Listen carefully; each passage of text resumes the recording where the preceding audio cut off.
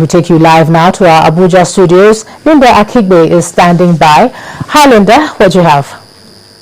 Hi Joma. Today we'll be leading with the saga of the Anambra State elections.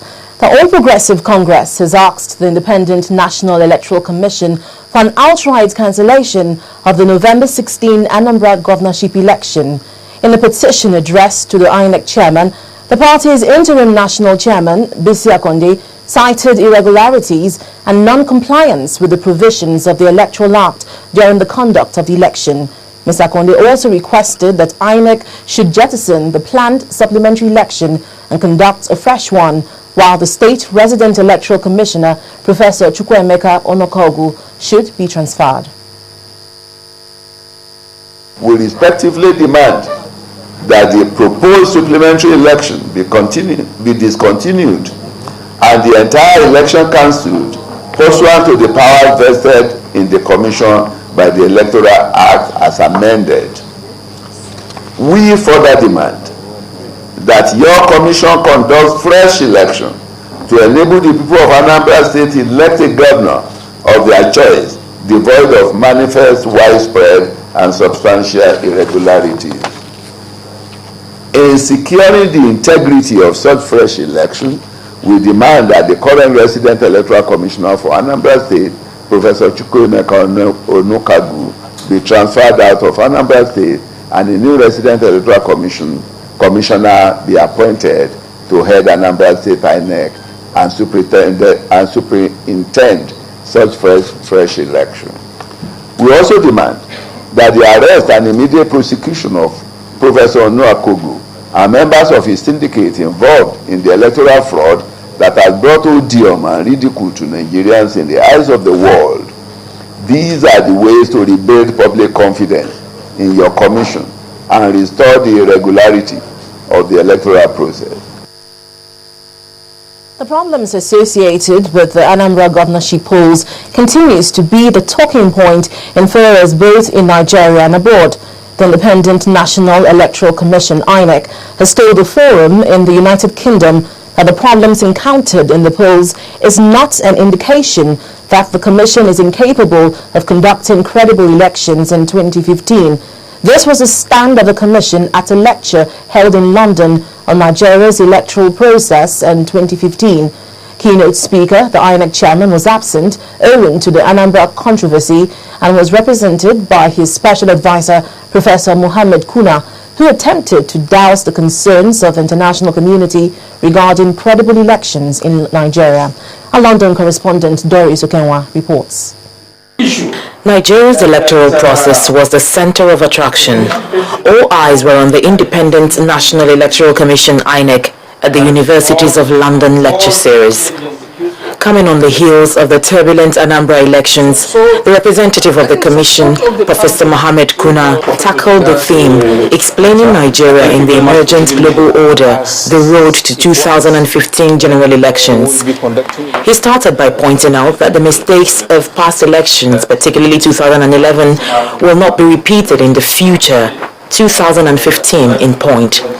The Commission learned in the conduct of the 2011 elections that good elections require adequate and timely planning.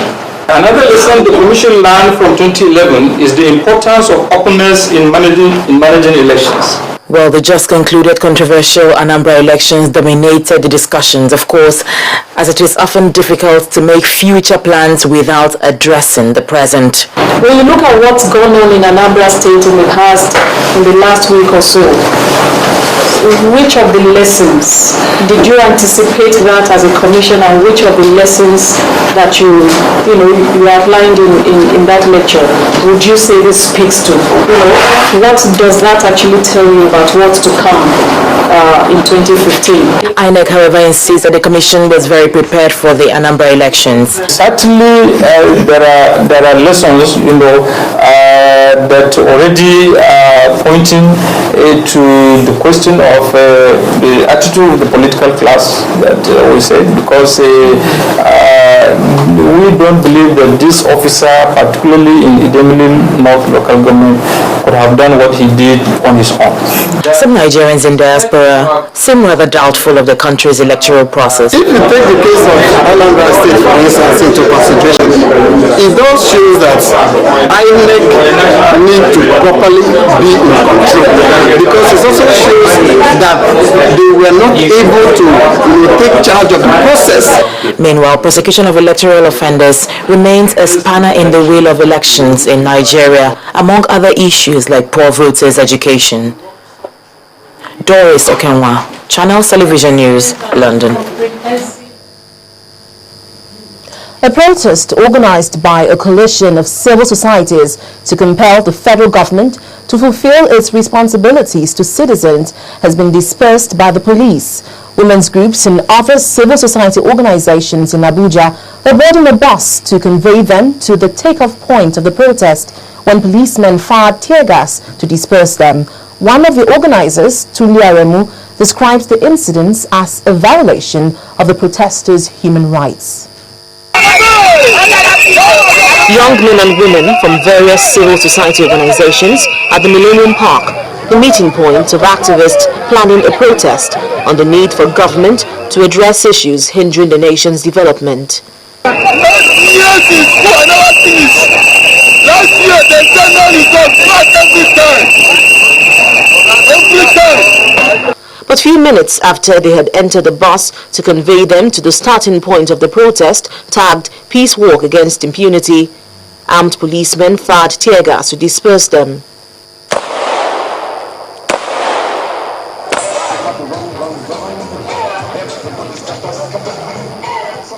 What we've experienced here is policemen being mobilized and armed to the teeth, actually attacking civilians who have gathered and asked that the country be governed properly.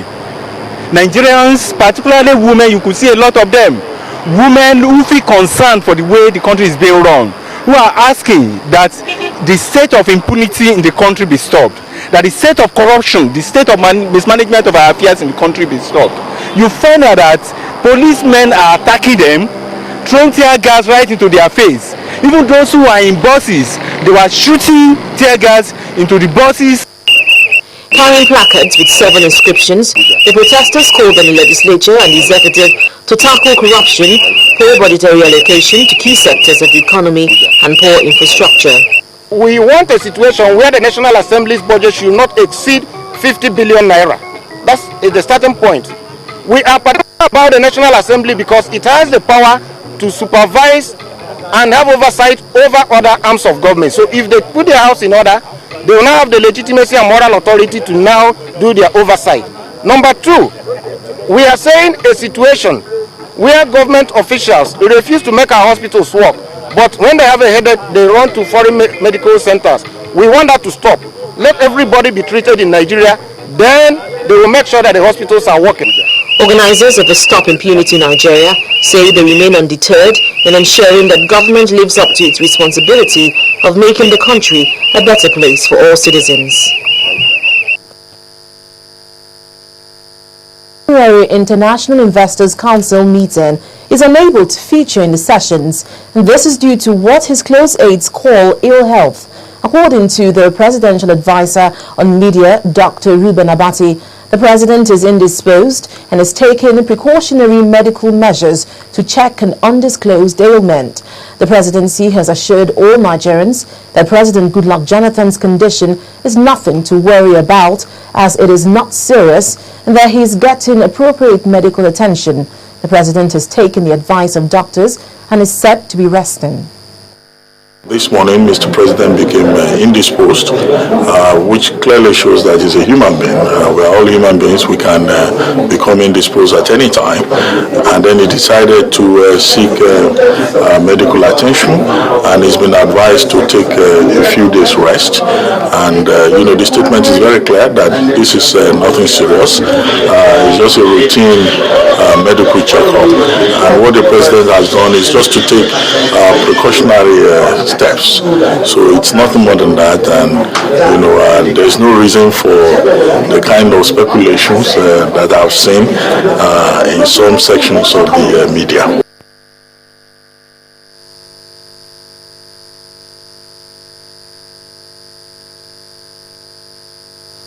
The nation's capital. Back to you, Ijoma. Right, thanks a lot, Linda. That's Linda Akigbe live there in Abuja.